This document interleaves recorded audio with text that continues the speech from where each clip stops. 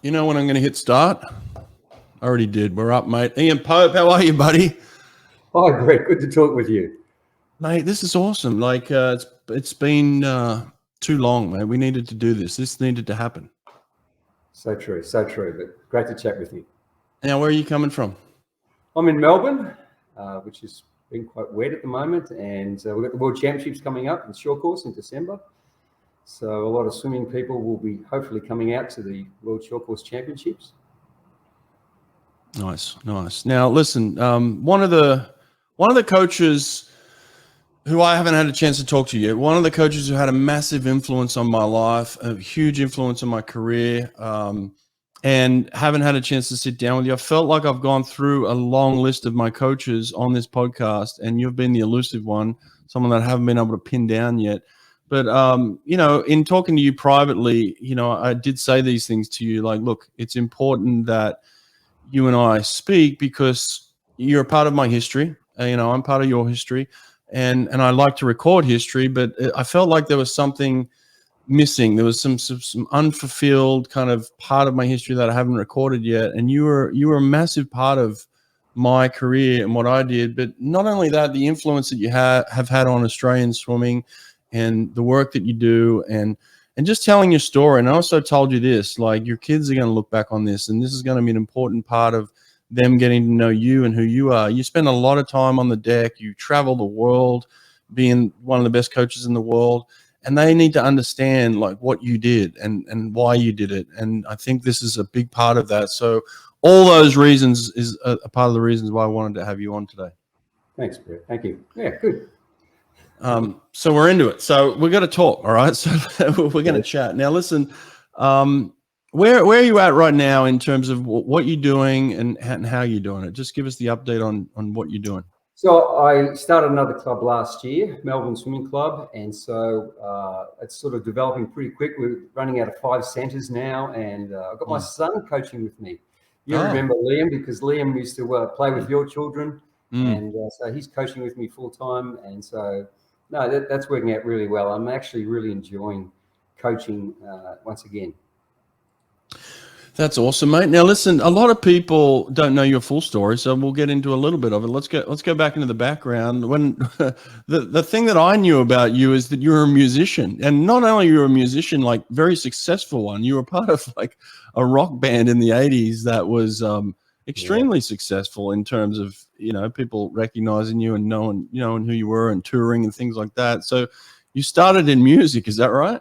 That's right. Actually, not many people know that about me, but I've actually. One of those bands I had in the 80s, we've actually rejoined and been playing again this year, which has been a lot of fun. The first time in 30-something years that we've been playing again. But yeah, look, being a musician, it's that creative side, which is a part of coaching, but it's something that was, I love. So I was doing a bit of both, and they sort of didn't fit because I'd be coming home at 2 or 3 in the morning and then going to the pool at 5 o'clock in the morning. So they didn't sort of work well together. So I had to give up one or the other. And it came to a point where I had to, one of the bands, we were going to tour the east coast of Australia, and I said, can't do it because my passion was really coaching. And I had a few good swimmers at that stage, and Matt Welsh and a few others that are starting to come through. So I just thought, well, I'm going to become a swimming coach and focus my area. Oh, really? I didn't know that. I didn't know that you were in the band while you were coaching Welshie. That's awesome. Yeah. That's right. So why swimming then? How'd you get into swimming? Well, that's a good question. I want to do something with sport. So I just started teaching swimming and was really just doing that to supplement my music. My music was what I was focusing on. And then I just, things developed, and the club I was associated with then decided to put me on as full-time because of the program we were offering. We started off with a small handful of swimmers, and we built quite a large club there. And then I moved to Melbourne Vic Centre, which was based at the Melbourne Sports Aquatic Centre, which is where the World Short Course Championships was, and I was there for 17 years. Wow. And like, who were your mentors at that time? Like, how did you learn? How did you grow in coaching? Well, that's a good question. I think I was very fortunate to be, when you're on the Australian team, you're actually always you're rooming with coaches, and especially people like Dennis Cottrell and Stefan Widmar and all these coaches. You just learn being on that team, and I was a part of that team for 20 years, and I think my education really came from with the coaches I was involved with. There was many courses we did through the Australian Institute of Sport, and and ASTA, which is the governing body of the Coaches Association. They really brought a lot of education, processes for coaches so they could develop. And I think that was sort of one of the backbones behind the Australian coaches. And I look back, and Bill Sweeten was very instrumental in educating our coaches. He'd selected a group of 10 coaches that he wanted to develop. And when I look back, all those coaches became part of the Australian team. Michael Boll, Shannon Rollison, Ryan Taylor, Matt Brown, all these coaches went on to become the Australian team coaches. So, I was very fortunate and at a really good time. And talking about one of the mentors, where that's Bill was a great mentor to all those coaches, and Don Talbot, Don, he was a great mentor and one of those coaches that had certain standards, and you knew that you couldn't compromise what Don Talbot said, that was the rule, and that's what went. You'd remember that quite distinctly as well as being one of the swimmers.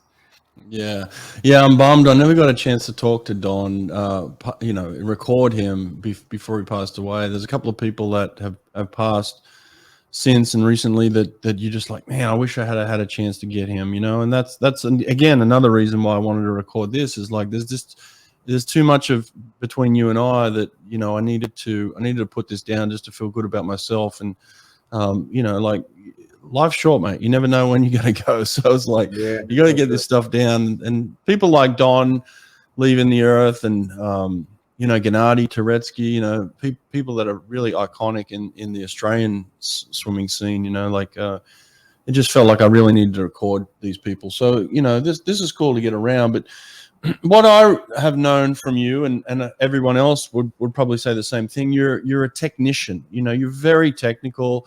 You've got an eye for swimming, and that's rare. Like I've talked to a lot of swimmers in terms of their talent and their abilities in the pool. I haven't talked to many coaches about their talents on the deck, and you're certainly someone that had a talent for coaching, right? Like, and I think what you did was exploit that talent of, like, you really leaned into the fact that you were good at picking up on technique, and it was something that you were very proud of, something that you like I said, you leaned into. So when did you first recognize that you could maybe see things that other coaches couldn't see in terms of technical stuff?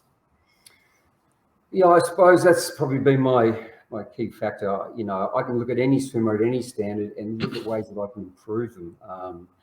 I think the technical aspect, and I continue to look at ways that I can improve in my coaching. I still watch things and listen to your podcast, which your podcast has been a wonderful platform for coaches to listen to new ideas and listen to swimmers' perspective of how they feel. And even from the swimmers themselves, you actually get what they think and feel. But I suppose over time it comes with experience. You get to see what models work as a coach, what doesn't work, and what works for that particular individual. I think sometimes we make the mistake of trying to teach a certain way, but it mightn't suit that particular individual. But it's like a piece of art. You just want to make sure every little part of it's is flowing right, and so it's a big part of coaching, of course. How do you do that then? How do you teach that to coaches? Like you say, like the science is very important, right? But you see coaches get caught up in the science, and then the art is very important. You see coaches that don't even pay attention to the science at all. So like, you always had a good mix between what you needed to see and what the stats were telling you, what the video was telling you, things like that, and then what you could see and what other people couldn't feel, right? And so there was always this great mix of the two. So how did you incorporate that? How did you kind of establish your own identity as a coach?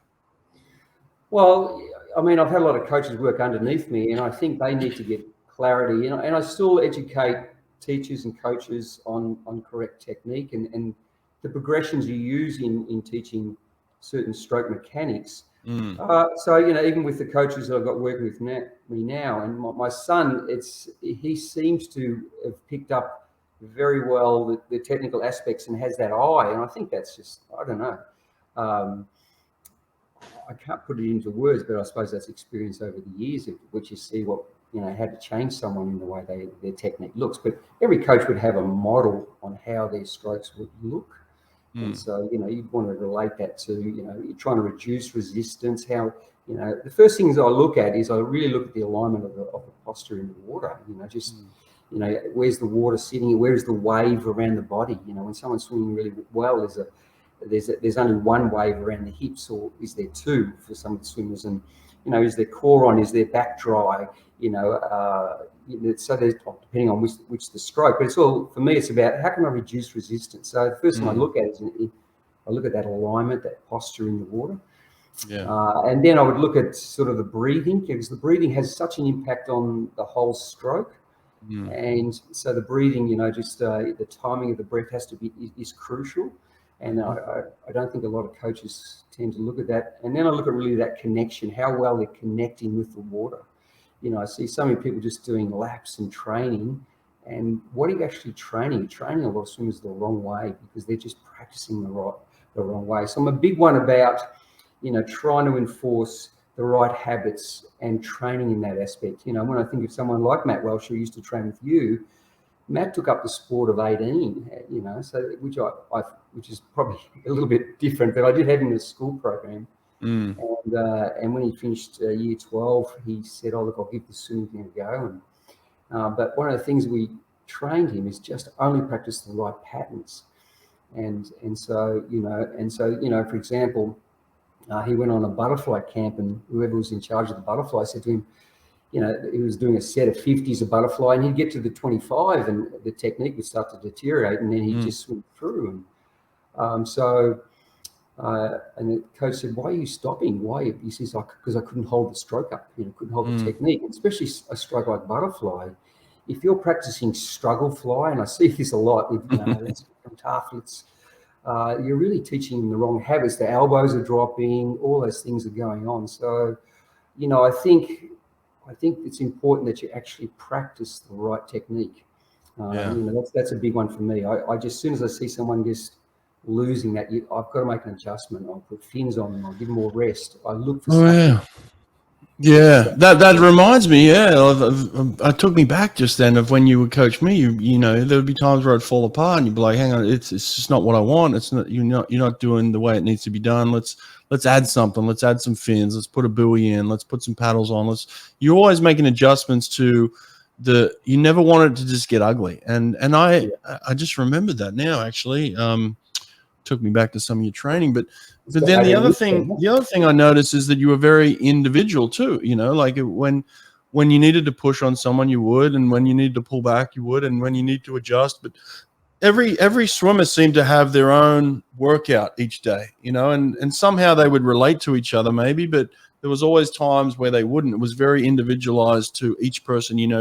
When I was there, we had Giaan Rooney, world champion, Olympic champion. Then we had Michael Klim, same thing. We had Matt Welsh. We had Massi Rosolino. We had a crew of people. You had Matt Targett there as a young kid as well. So it's like there was a lot going on. So, but you always seem to write for the individual too. Yeah. Well, I think that's one of the important things about coaching. Not every prescription of a program would suit everybody. So as a coach, you've got to look at the individual on how they're coping with the training. Someone like Giaan Rooney would be very easily, and quite often I look at just even the mood states of when they're coming in. So generally, if something's going on psychologically, it's physiologically as well. So it's one of the first indicators. So even when they come in, and I chat with them when they first come in and they're stretching, and I've got to say, Brett Hawke was always the first there, an hour before everyone else stretching. You're a master at preparing yourself for the session. And so, and you could see the mood and the mood states, and that's an indicator for me that something's going on. And then I'd watch the way they're swimming. I'd look at so I close my eyes, yes, I see the visual picture. It's funny, isn't it? And then I'd look at, how they're training, how's there's times in that, might do certain test sets. And then I make decisions about, look, this person's just a little bit over, this person's fatigued. Because I find if we're too fatigued, then the more we continue to train them hard, the more they go into fatigue. So I like to make sure that they're in the right, their speed is good before I push. So it's making those decisions on the individual by how they're adapting and recovering from session to session. Back then, Matt Welsh probably didn't need the training that some of the other swimmers would do. Massimiliano, Rosolino, would give it to himself. Like, he was a 400-meter swimmer, 200-meter medley swimmer. So, his program was totally different. And Brett was just a 50-meter specialist. So what I gave Brett was totally different to everybody else. There was times we put you and Klim up together against each other, and create that competition that would bring the best out of both of you guys. Yeah. No, look, I came to you fairly late in my career. I guess at that stage, I just finished the World Championships in Barcelona in 2003, and I remember I decided to make the change, and you were kind enough to invite me down to Melbourne and come swim down there. It was about a year out of the Olympics in 2004, and I just knew that I needed more. I needed some personal attention, and you were kind of offering that. Like, look, I come down here and I'll really dig into your stroke. I'll really give you what you need. And so I think at that stage, 2004, I guess I was like 28 years old at that stage when I came to you. So like I was a fairly experienced athlete, towards the back end of my career. But what I found in you was a partner, was somebody that believed in me, someone that knew what they were doing, but someone that was always, also willing to listen and work, and kind of it was a partnership, like I felt like at times before that, it was always just like, do what you're told. Here's the program, shut up and do it. Whereas you, it was always like, here's the program. How can we get the best out of you today? And like you said, you would always evaluate me based on how I would walk in, the mood that was going on, the things that were happening at home and stuff like that. So you're always in tune to that. But again, I felt like it was a true partnership where you and I were on the same page all the time. And I had some value to be able to add to the program, and you were obviously writing the workouts and working with me. So it just seemed like a match that I was ready for at that point in time, Okay.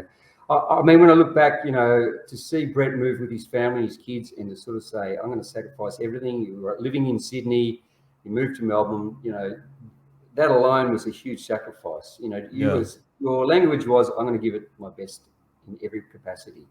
Yeah. And so when we did come in, what you're reflecting on there is, we had a senior group of swimmers, and they're probably average age of 25, Giaan, Rooney, all those guys were sort of a little bit older. And I think, that's the difference between a coach coaching age groupers and a coach coaching open swimmers. You have to work with them. You have to make decisions together so that we're on the same path. And it's about trust. It's about a total trust that we are doing this together. So when I ask you how you're feeling and how you're coping with things, I then make decisions around that coaching and work with you.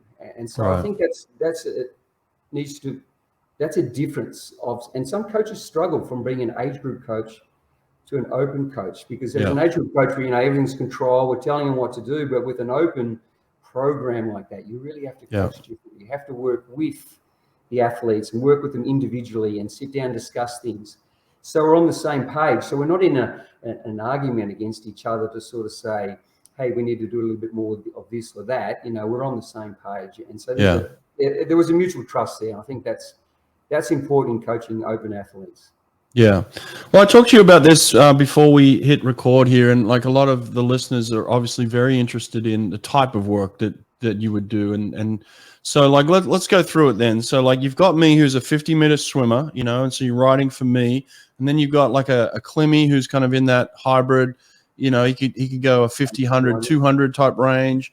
Probably at that stage he was training primarily for the 100, free fly type thing. And then you've got a Giaan Rooney who's a female who's swimming mainly for kind of like a 200, let's say 200 free, maybe even a 100 back. And then, you got a Massi Rosolino, like you said.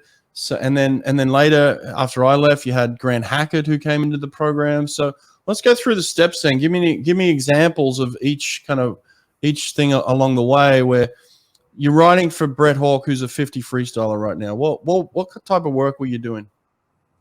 Okay, well, that's the whole spectrum of coaching from Brett I Hawke know. to Hackett or a Massi. Look, for Brett, it was really, we only did 7 sessions a week for Brett, and we did approximately around 3K, but the whole focus for Brett's program was around the 50. We did no sort of threshold sort of work. Every now and then we do sort of once a week, we'd probably just do some, just a little bit of a tougher set for him, but generally it was around aerobic capacity and anaerobic capacity, just developing the speed. So that was generally the model. And I think looking back, we'd probably be doing an average around 3K, maybe take up to 4 in certain processes. The table was quite big for Brett Hawke. I remember for the Olympics, we tapered you over 6 weeks, and it's probably the longest taper I've given an athlete. But when we had a good preparation and being such a big guy and a typical sprinter, I rested you a lot more. And I remember coming to about 2 weeks ago, 10 days out it was actually, we did a time trial. We got up and did a time trial for 50, and we suited up, and the best you could sort of go was 23.6. And this is 10 days out from the Olympics, and then at the Olympics you went 22.0 and made the final in the 50. So that long rest process was what was required for you. Someone like Giaan and Michael, they more that middle distance type of program. I'd certainly have a little bit more VO max type of work in there, and their mileage would certainly get towards more 50 sort of Ks during certain blocks. But someone like a Grant Hackett or a Massi, they would do 65 to 70 kilometers. And generally a lot of aerobic stuff, and I think that's important that, coaches are monitoring what's aerobic and what's anaerobic, because quite often too many swimmers, when I go and watch programs, they're doing so much high intensity work and they're depleting their glycogen. So I'm very conscious as a coach that when we train hard, we've got to recover as quickly as possible and replenish the glycogen. So when I want that next quality session, that would be an expectation around, okay, the glycogen's back up and I haven't burnt them out with those sessions in between, a little bit of some solid things in between. So we've, even some kick sets, the heart rates get very high and they're using glycogen. So it's about those glycogen stores and having the right amount of rest. Back then we used to sort of go hard Monday. Monday morning was a bit lighter. Monday night was certainly depending on the swimmers, but they generally go a little bit towards VO2 max or race pace for Hackett. It would be 800, 1500 meter pace work. Then Tuesday was pretty more aerobic, and then Wednesday was more, once again, the sort of quality. Actually, back then, sorry, I apologise. Tuesday night we used to go the speed. It might be 200 meter pace, broken 50s type of work, and then Wednesday was a recovery. And on the Wednesday, we'd always train during the day. We'd have a 10 o'clock session, which gave you the opportunity to have a morning off and an afternoon off, which, for a lot of your swimmers, you'd always train every night. So I thought that was a good idea. And then, so then you'd have that full recovery. Would be a lighter session on the Wednesday. Got to remember back then, Thursday is generally, you'd start to build it back up on the Thursday morning and then go quality Thursday night of some sort of threshold to VO2 max type of work, race pace sort of work once again with a Hackett, and then Friday was a bit lighter with some power sort of training there, and then Saturday morning we go hard. So generally it was those 4 quality sessions within the week. Okay, introducing our newest sponsor, Swimtraxx. Swimtraxx is the smartest swim-specific tracker ever. It registers a ton of swim data that is translated into valuable real-time insights. It tracks the 3 most important data points for coaches and swimmers: time, heart rate, and stroke rate. You and your swimmers can now, from just one device, make sure you're training in the correct energy zones with the correct number of strokes. Visit swimtraxx.com and schedule your free demo today. That's Swimtraxx, TRAXX.com, swimtraxx.com. Mate, I distinctly remember a set where it was the first time that, suits were coming in and the first time that we started to incorporate suits into practice. Like, suits in practice weren't a thing, 20 years ago type thing. And it was definitely something with you that you were big on. I remember specifically you would make us do race and kind of what do you call it when you go through the whole race in a day? Simulation. Yeah, the simulation, exactly, right. Yeah. So you would actually bring us in and you would put us in a ready room, Yes. and you would make us sit there, and then we'd go out and you'd call us to the blocks and we'd go through the whole simulation. And we did this type of training where it was, you were preparing for race day, basically. Sure. I remember a set where we did 450s on 10 minutes suited up, and I had to hold, under 23 long course, and that was the first time I did that. And I remember thinking to myself, like, wow, I felt really good from that. I felt really confident that my speed was there, my power was there. I could back it up. I could hit it when I wanted to. So like you always put me in situations where on race day, I felt like I could draw back on my training and say, I've done this before. I've been there. I've felt this. I can take on anyone in the world because I'm prepared for this. You know what I mean? And that's what you always did a really good job of. Yeah. Well, there's a couple of reasons. I think so often we just train the technique and the physiology, but we need to create this environment of what it's going to be like in the arena. So, quite often I remember even sometimes we'd have cameras in people's faces for a lot of swimmers when they're walking out at the Australian Championships or the trials or an Olympic event. They're not quite used to that experience. So the more we create this environment that's going to be like what it is in that situation. What am I going to do in the marshalling area? What's my process? What am I going to do? Do I need to have some headphones on? I mean, you look at Michael Phelps, he's got these big headphones, or some swimmers say, I don't want any distractions. What works for those individuals? How am I going to walk out? How do I walk out behind the blocks? What's my rituals behind the blocks? How do I get myself ready? What's my self-language? What's my self-talk? And then practicing it exactly, or trying to simulate as much as we can, like the actual environment of what it's going to be like on a race day.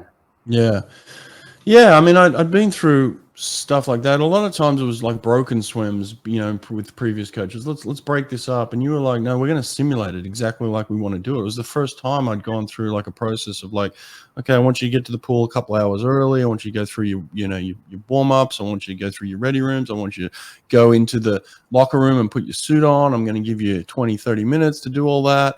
We're going to come out. We're going to, you would whistle us onto the block. We'd have all the touchpads set up. We'd have cameras set up. You just set up the environment so well for us to feel like we're at the championship. So that by the time we got to the championship, it was a very comfortable place to be, being in the ready room. And I talk about the ready room a lot now with a lot of with the athletes, and some of them have a very good understanding of ready room control, and others are still young and haven't figured it out yet. But you were the first coach that definitely put me in that situation where I realized that, it's more than just the swim. There's so much more that goes into it. A lot of swims can be won and lost in the warm-up pool, for instance, and you're always good with that. And the other thing I've got to give you credit for, which I took into my own coaching, I always felt like you were with me, like when it was time to get on a bus, or if we were going to go and have a meal, you were always kind of with me. It was always like this partnership of like, we're in this together. I always felt like I had someone who had my back. I always felt like someone who believed in me. I always felt like there was somebody there who had a plan for me and had thought about all the different things, and then knew that I could go and execute, and that was important for me to go into my coaching as well. I took a lot of that from you, where it was this belief in the athlete, and just having that somebody with them to say, hey, you're not alone here, we're in this together, kind of thing. Is that something that you you were different at that stage? Like, there wasn't many coaches doing it that way, Well, for one, it was about building confidence. I mean, for a swimmer to swim at their best, they've got to have confidence about how they're going to race. And if a swimmer's going into a race and thinking, I'm not sure how I'm going to go here, it's about an inner self-belief, and you were very good at that, Brett, and your own self-talk. And actually, I wouldn't mind sharing. There was a time where we're at the World Championships 2003, and we're behind the blocks. And you're behind the blocks, but before you came and saw me, you're one of these swimmers that actually had to get really engaged and get pumped up. For a lot of swimmers today, it's all about being relaxed, but you're one of these guys who are heading towards war. And so I remember you come and chatted to me before your race, and you're looking at me in the eyes and you're saying, Popey, I'm going to win this. I'm the best in the world. And you're going at you're in my chest, you're in my face, and you're going, I'm the fastest in the world. Nobody can beat me today. And this language around that I am the greatest. And I can't remember what your ranking is. It was probably about 20 or something. I really can't remember.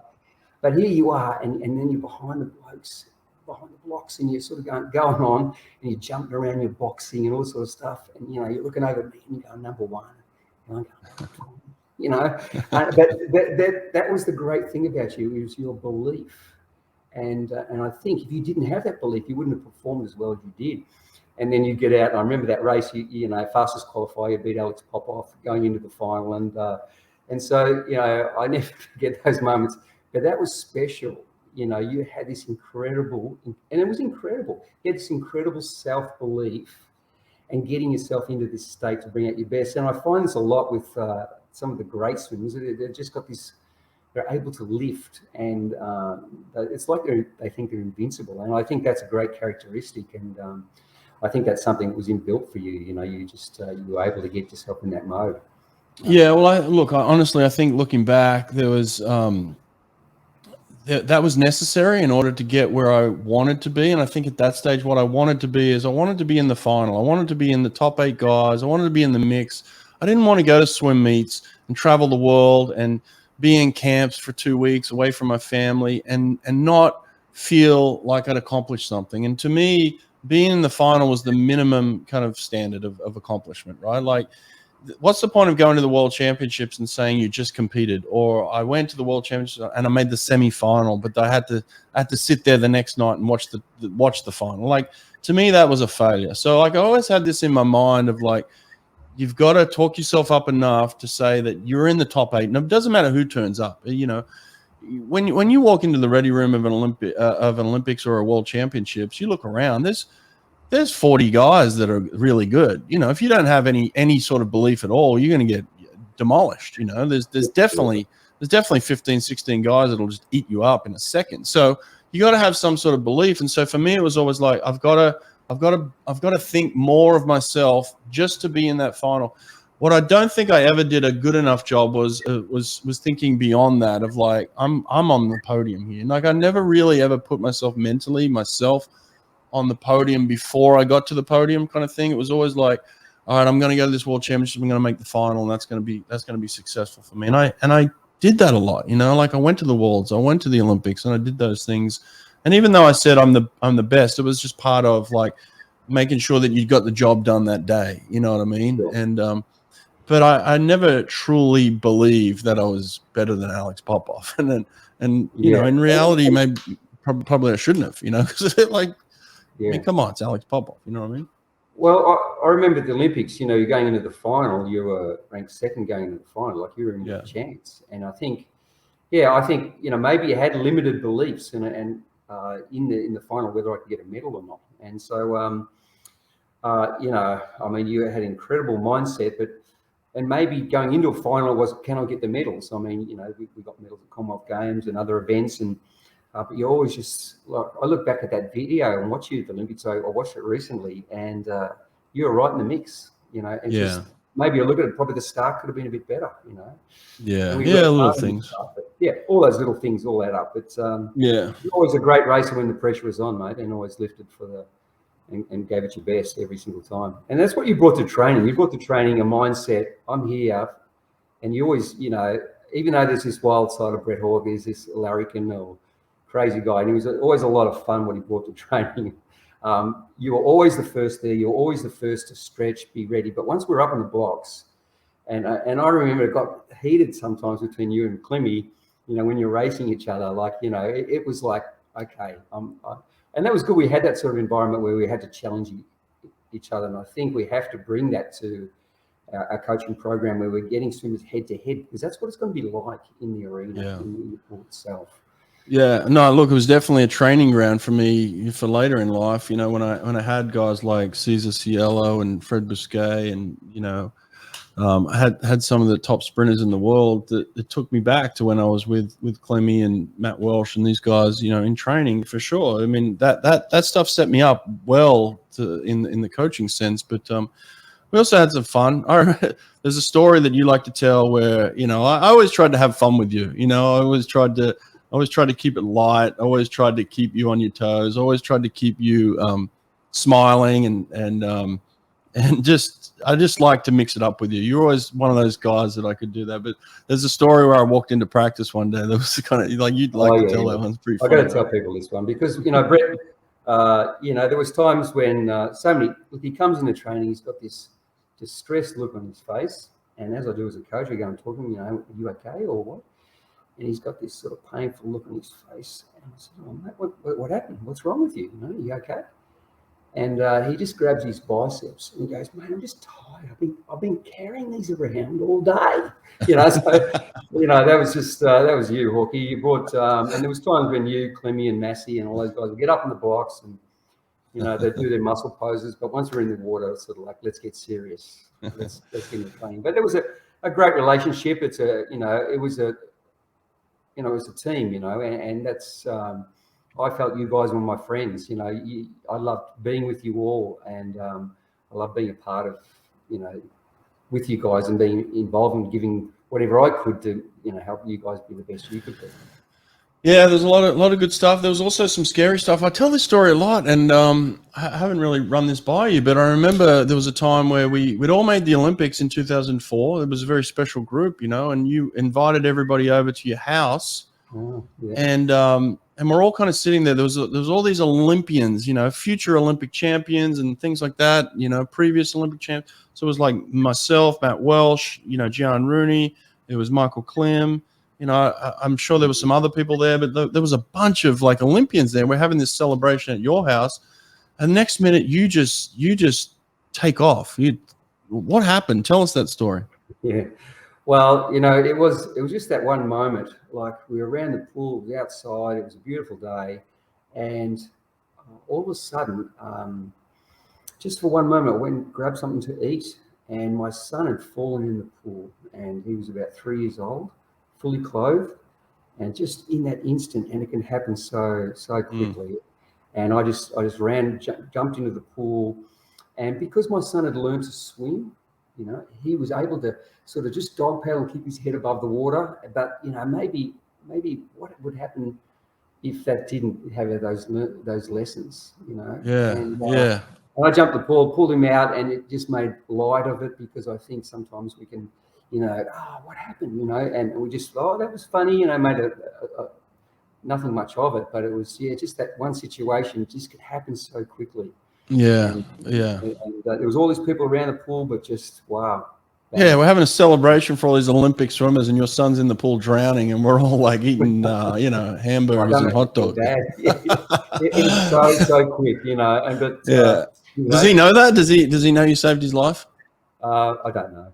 I hope he listens to this. I probably don't want to bring it up with him, because it's Liam. He saved your life, mate. You could have drowned, and Dad saved you that day. Oh, that's crazy. It was crazy. It scared the crap out of me. And then you realize, like, I didn't even hear him go in the pool, and then you didn't even hear him, grasping for his life. It happened so quick. It's so scary, man. But you acted quick on that day, thank God. And here we are. But you've also had your struggles. You recently, within the last 5 or 6 years, have had some health issues too. Tell me a bit about that. Oh, well, that was back in 2015, look, I had some pains in my stomach and so forth, and went along to the doctors, and they couldn't work it out at first, and then they said, after about a week, they said, you've got leukemia, which is a blood cancer, pretty serious blood cancer. So I pretty much spent the next 9 months having treatment, and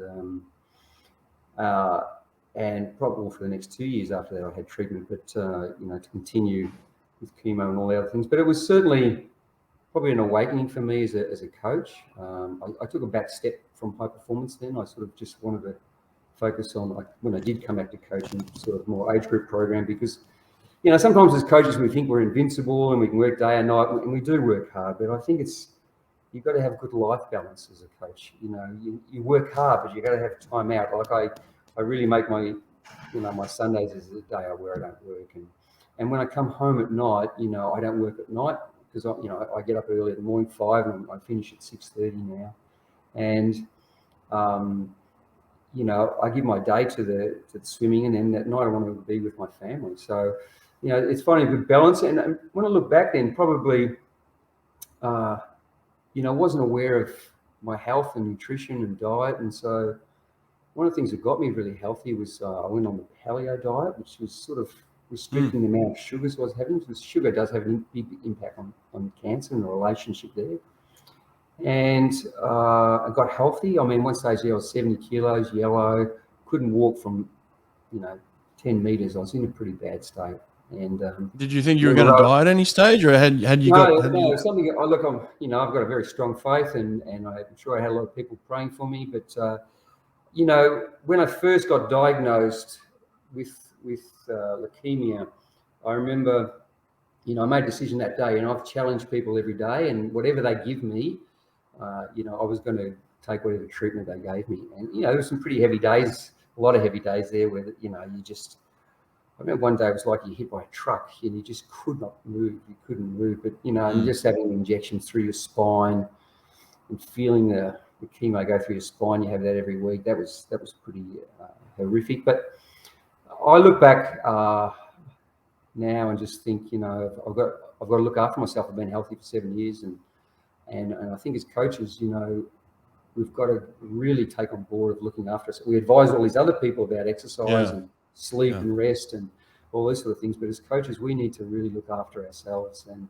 make sure you work hard. That's fine, but make sure you're taking time out to chill. And so, always when I go away on holidays, I completely get away from swimming, holiday breaks, and all.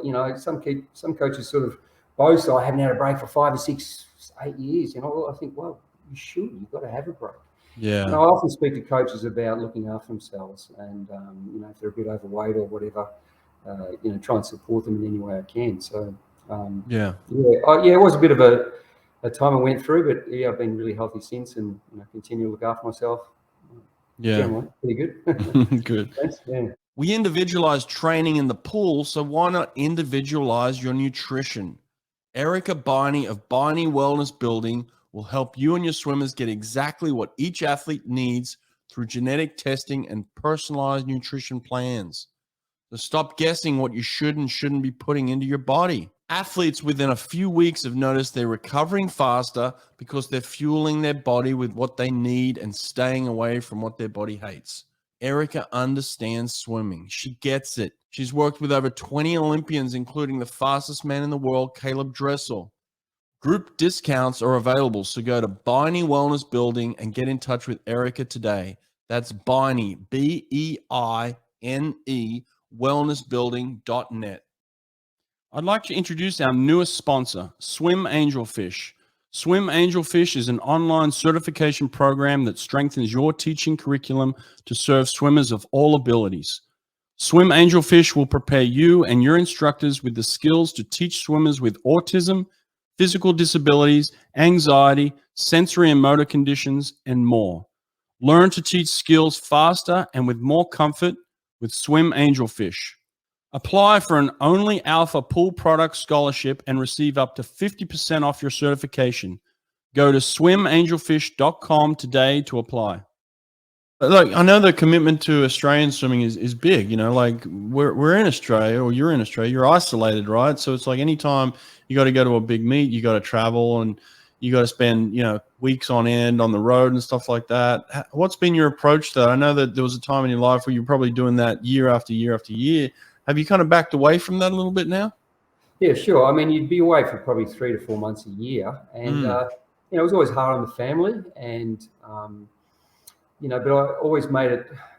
When I came back, I always take my family away, and so we had that quality time, and it's about finding a good balance. It is very demanding as a swimming coach. In Australia, you have to look for international competitions because if they swim here at the trials, well, some of them can go pretty easy in the heats, and then they go to Olympics, and you can't afford to go easy in the heats. So, I mean, the last couple of years, I've taken a sort of a back step from traveling at all with the Australian team, and just really just enjoying coaching and working with developing a club, Melbourne Swimming Club. So that's where my focus has been of late. So I haven't been traveling much for quite a while now, which is much better for my family.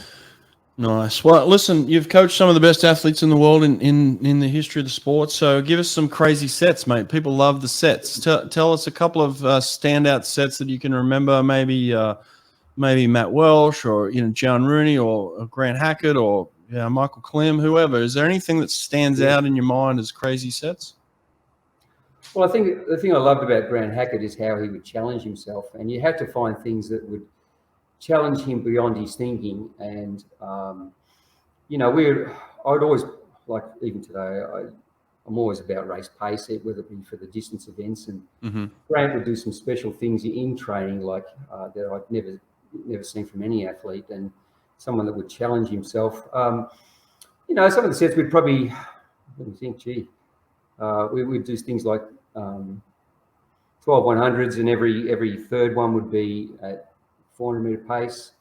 Then we go 8 100s every second one at 400 meter pace. That'd probably be on like a 150 cycle. And then we go 4 100s at on pace, so something like that. But Grant would do some phenomenal stuff. We did some leading into the Olympics in 2008. Some of the race pace work he was doing. 3 weeks out from the Olympics, he broke the world short course record in the 800, and he was doing some phenomenal sets then. We would do broken 1500s. I remember we did 3 lots of 5 100s on 105, and the last round he went on a minute, and he averaged everything was sort of 57 below. And I can't remember what he finished with, but that was a suited up swim. Let me think of some other ones. I remember a time. I remember Matt Welsh doing a 400 kick for time once, and he was. I swear, in my memory, he kicked on his back, and he'd do his dolphin kicks, but then he'd get into his flutter kicks. I remember him being under 420 long course. Is that a bad memory, or was it right? I can't remember that. No, I can't remember that. But he was a phenomenal kicker, and that was probably his strength as a backstroker, and he broke the world record in butterfly as well. But he was incredible kicker. Yeah, and freak kicker. He couldn't do any pull. We didn't do any pull at all, because his legs would just drop. He would sink. Yeah. He had no muscle to speak of. Yeah, we did a lot of kicks. Sorry? I said he had no muscle to speak of. Not like that. Look at that. Oh, here we go. Where's that? Hang on. It's still there. Look, that's not bad for 47, Popey. Hey, that stuff doesn't go away. That's in the dark too. Look, put some light on that. Damn. Okay, that's very good. Good on you, mate. You haven't changed one bit. Keep that. I often listen to your podcast, and some of your statements and your one-liners and stuff. Most of the time. Most of the time I'm drunk. So we're talking about Matt. Matt, he was just a good, incredible kicker. Look, I know he'd go 25 seconds for underwater fly kick, but that was just, he felt comfortable under the water. And, he was such at one with the water. I remember he used to just swim and just twirl around, and he was always wanting to be underwater. And he was, I don't know if he went that quick and kick. That's really something out there. He was fast. I remember it just being like, what the hell just happened there? Yeah. What about some memorable coaching moments? Like, we all have those moments that stand out in our mind, and it could just be something intimate between you and one of the athletes. But is there anything that stands out where you're like, wow, that was a real moment for me? I think when swimmers do something that you don't think is going to happen. Like, I remember Welsh, you went in the 50 fly at the World Championships from lane 8, wasn't it? Yeah, that's it. Yeah. Look, he was a backstroker then, and we went in the 50 fly for an event that wasn't something we trained for, but we thought, well, it'd be good to do a race before he gets into the backstroke. And he qualified 8th in the heats, and then in the final, he was in lane 8, and we changed 2 things. We said, look, let's make the most of your start, because he's underwater. It was incredible, and let's not take a breath at all. And it was something we hadn't trained a lot of, but because what I noticed, as soon as he took a breath, he would lose that rhythm, and he would lose his timing. And so Yeah, that was a pretty memorable moment because I remember I was just under some stairs. I was just on my own, and he touched the wall and broke the world record and won the gold medal, of course. And I was just going off, as a coach, because you had your Boxall moment, did you? You were pumping the rail like. Yeah, not like Boxall. I mean, I love Boxall, but he just no, it probably was just as bad because when you see someone do something that's certainly exceptional above, when it's the unexpected, yeah. So that was, but that showed the talent of someone like a Matt Welsh who could get up and break a world record for an event that he really hadn't prepared for. Yeah. But he was a butterflyer when he was young, and we saw some opportunities in backstroke. So we started to move to backstroke and got away from butterfly because we had so many good butterflies in Australia. And for 10 years, he sort of, was up there in the world dominating backstroke, and but still very good at butterfly. Yeah. Tell me this: do you have records of your workouts, like years of them? How do you store your records? What do you do? How do you record your workouts? I used to use the diary system, but now I just do everything on computer. So I've got all my programs all over the years. From way back, from when. Yeah, I've still got quite a few books of stored somewhere around. I did chuck out a lot of information. Mate, you should start selling that stuff. I'm telling you, put that stuff out online and start selling it. You'd make a fortune on those sorts of things, mate. You got some killer workouts. But how did you write a workout? Was there a formula for you? Excuse me. Well, I generally warm up with fins because I find some people warm up and their heart rate's very high already, so I want them to relax and feel the stroke. So a lot of times today, I generally warm up with fins. I like to mix up the warm up in freestyle and backstroke or medley because they're working different muscle groups and stretching different ways. And it depends on the swimmer. And then I'd like to go something that makes them feel good. So I'd go to drills. What do we want to focus on? Whether it be sculling, whether it be fists, whether it be certain drills that we'd be using.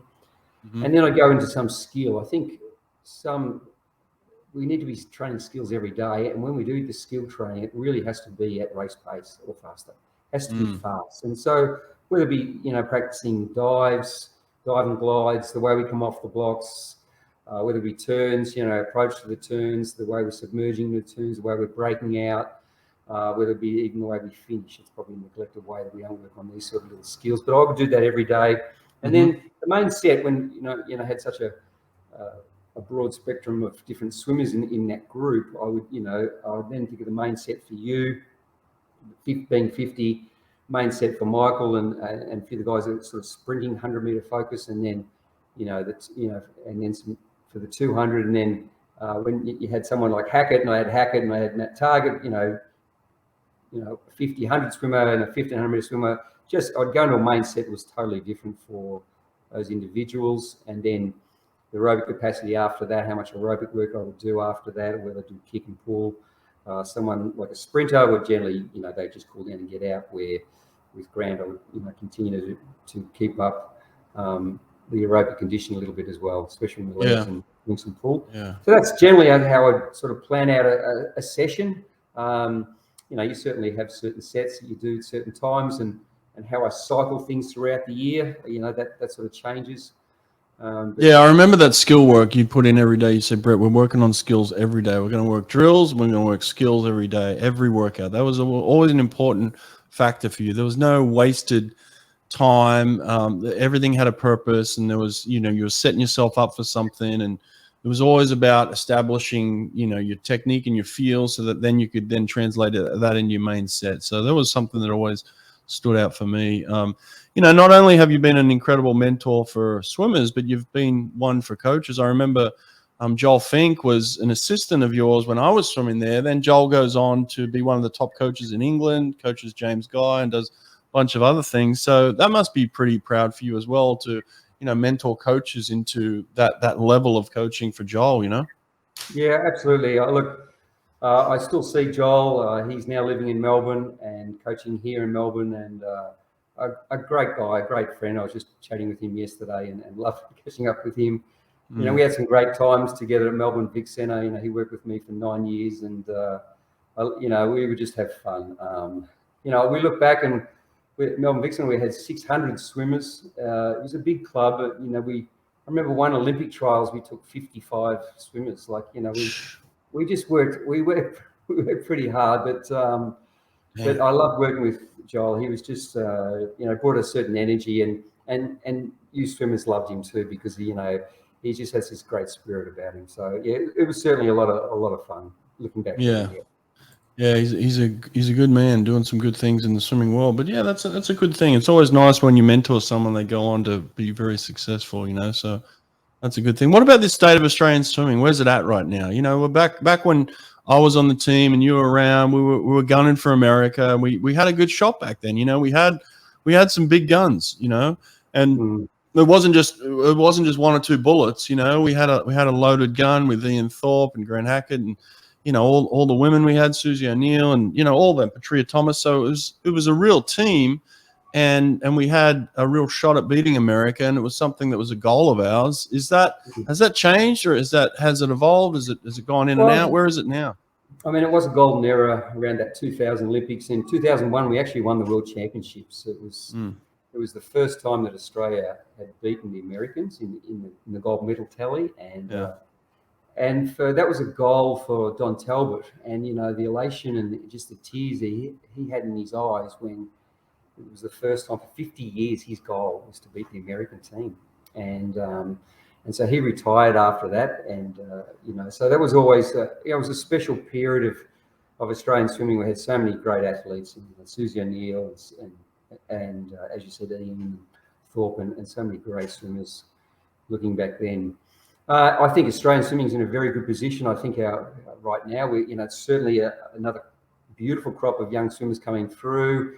And some of the great swimmers we have there, especially the females, they're just swimming unbelievable what they're doing right now. And so it's very positive for Australian swimming at the moment. Things are certainly moving. We had a great Olympics. I think it was probably one of our best Olympics ever in the medal tally. And so things are very positive. Things are certainly, and there's some young blood coming through that's knocking on the door as well. So this will keep some of those senior swimmers, keeping them in line and making sure that they're all doing the right things.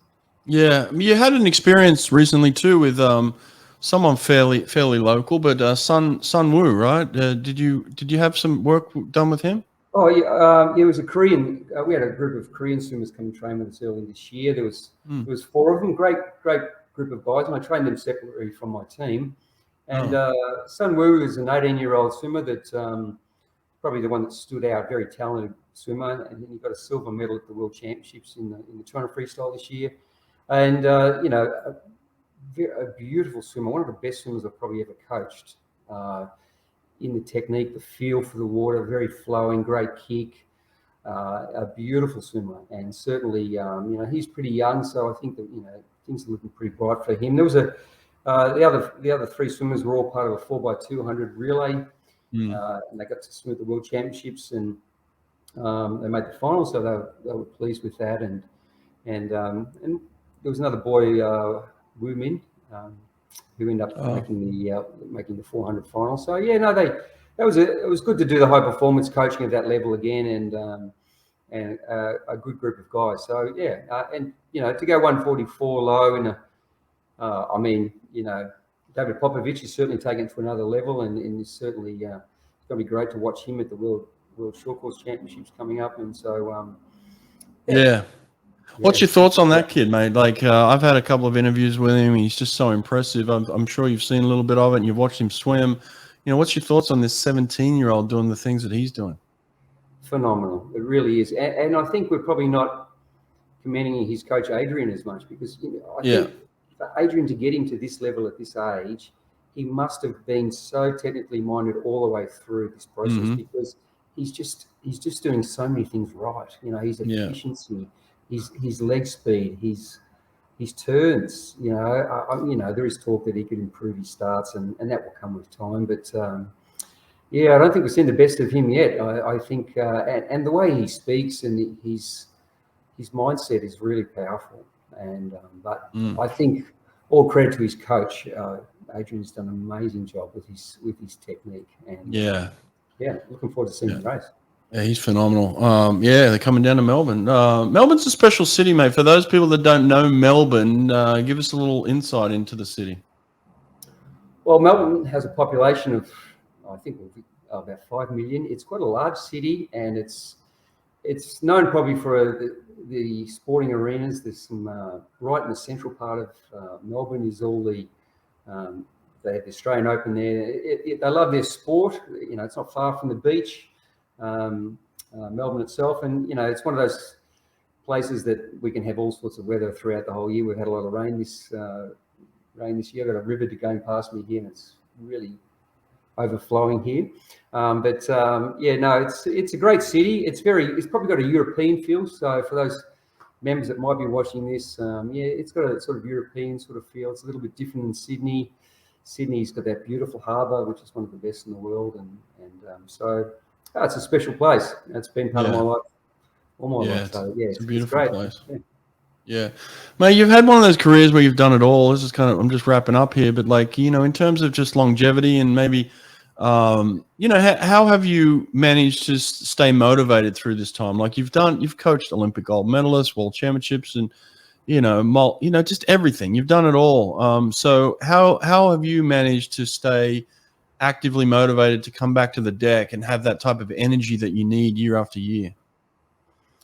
Well, that's a good question. You know, sustainability as a swimming coach, you know, how do you stay in the sport? And there has been periods, and I probably look back when I wasn't well, when I went through that leukemia, probably wasn't in a good mental state, you know, and I think sometimes we need breaks from swimming, you know, so we were sort of forced into a break. Melbourne had pretty strong restrictions over COVID, and so we were forced to have, you know, couldn't even go outside. So, you know, at one period there, you know, within a 5 kilometre range, so there was no swimming. But you know, I think it's important that I don't know, I'm probably remotivated again. I love what I do, and I think you have to go to the pool. And I am so fortunate to work with young people. I feel it's a blessing to work with so many young people and see young people challenge themselves every day. Like, you know, I can look across the pool, and I love the club system. I love seeing young kids develop and come all the way through, and you know, I've seen so many swimmers come through that process,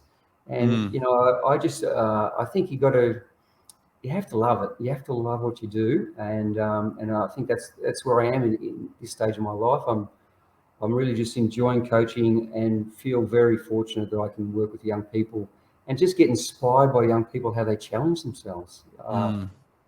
It's so, you know, and the thing about swimming, young people end up great people. It's so nice when you see swimmers come back into your life, you see them somewhere, and they share their swimming experience. It might be something that actually happened for them, or they just share what it's, you know, but what they often share is what they learned from swimming. And I think, you know, sometimes we look at the medals and we look at all the success, but you actually have to stop and think about, you know, what's the great life skills that swimming is teaching them, because they generally end up great people because of how they've learned to discipline their life and challenge themselves through, you know, the hard work that they've got to do on a daily basis. Yeah, has that changed? Like people say that, you know, our kids have changed. They're in their phones all the time now, and they're this and that. Like, is it harder for you to get the best out of swimmers now? Like to challenge them to go beyond what they think they're capable of? Has that changed at all? Well, I think young people are probably a little bit more complacent, and certainly the phone has become a big part of their life. And you know, I think it's important that we educate these young people about, you know, that process in communication. So I have certain restrictions around the phone. You know, I won't have phones at training. I won't have phones at meals when we're out as at a team dinner, and just educating them about, you know, communicating and not just always being this. You know, it's a tough one.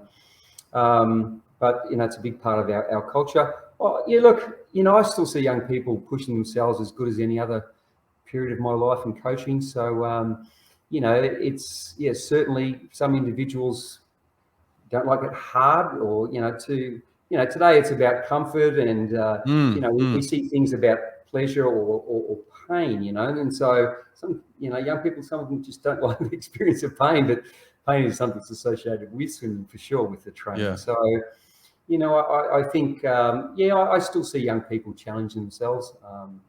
You know, I think for some, you know, some kids certainly want the easy option. That's definitely a factor. Yeah, mate, I'm sitting here listening to you. I think one of your greatest achievements in life is, you got through leukemia and you still have a beautiful head of hair. I think that's outstanding. Your hair is gorgeous. How'd you pull that off, mate? Oh, thanks, Brett. I wasn't a swimmer. That's an important thing. So, I think I see a lot of coaches around the world, and maybe the chlorine or something had an impact on them. So, yeah, you always had beautiful hair. I was always envious of your hair. Still am. Oh, geez, what happened to mine? So you and Michael can get together, and that's right. Actually, Klimmy's out here. Klimmy's out here for the induction ceremony. He's getting inducted into the World Swimming Hall of Fame. That's pretty cool, isn't it? Fantastic, wonderful, yeah. Yeah. And he's going through a fairly tough time at the moment, but he Yeah. seems to be handling it well and being strong as best he can. And he's got his family and friends around him that's supporting him. So Yeah. yeah. Well, it's a tough help. you've been through similar struggles, so I'm sure you guys can relate. So hopefully you guys get connected there as well. So, well, listen, mate, this has been fun to catch up. I appreciate it again. Thank you for everything you did for me and my life. Like, I wouldn't be here today without you. There's no doubt about that.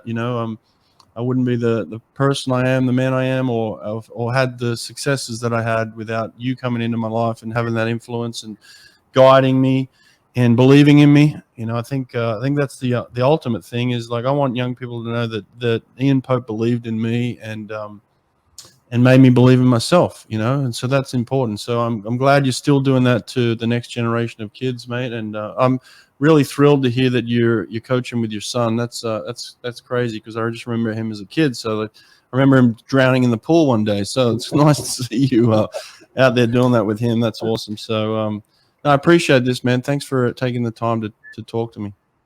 Thanks, Brett, and thanks for pushing me to do it. It's good to have a chat and good to share some of the times we had together as a coach and as a swimmer. They were great times and good fun, and always love catching up with you.